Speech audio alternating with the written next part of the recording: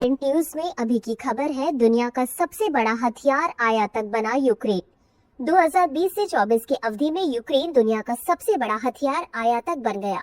Ukraine में पिछली अवधि की तुलना में हथियारों के आयात में लगभग 100 गुना वृद्धि हुई। बता दें कि Stockholm International Peace Research Institute द्वारा यह आंकड़े जारी किए गए हैं।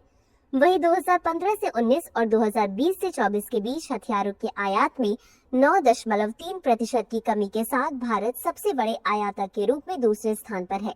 गौरतलब है कि रूस के हथियार निर्यात में 64% की गिरावट आई है, जबकि अमेरिका के वैश्विक हथियार निर्यात हिस्से में 43% तक की वृद्धि हुई। आगे बढ़ते हैं खबर की तरफ।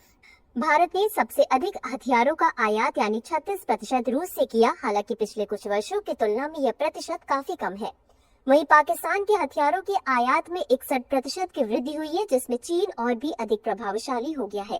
बता दें कि चीन ने 2020 से 24 में पाकिस्तान के 81% हथियारों की आपूर्ति की। पुनः सशस्त्रीकरण में वृद्धि के कारण यूरोपीय हथियारों के आयात में 155% की वृद्धि हुई है।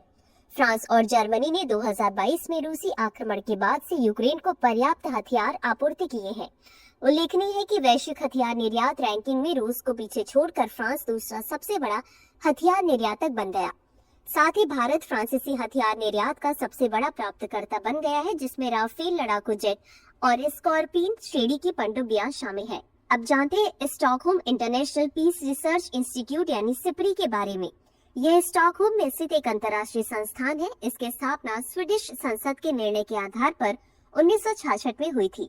यह सशस्त्र संघर्ष, सैन्य व्यय और हथियारों के व्यापार के साथ साथ निरस्त्रीकरण और हथियार नियंत्रण के लिए डेटा विश्लेषण और सिफारिशें प्रदान करता है।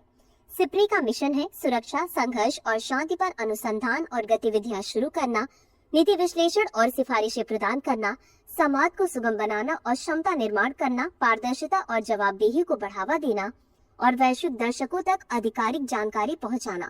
तो चलिए अंत में देखते हैं आज के अभ्यास प्रश्न को। Stockholm International Peace Research Institute की स्थापना हुई थी। ए 1963 में, बी 1964 में, सी 1965 में या डी 1966 में। इस प्रश्न का उत्तर कमेंट बॉक्स में जरूर दें। अभी के लिए बस इतना ही। धन्यवाद।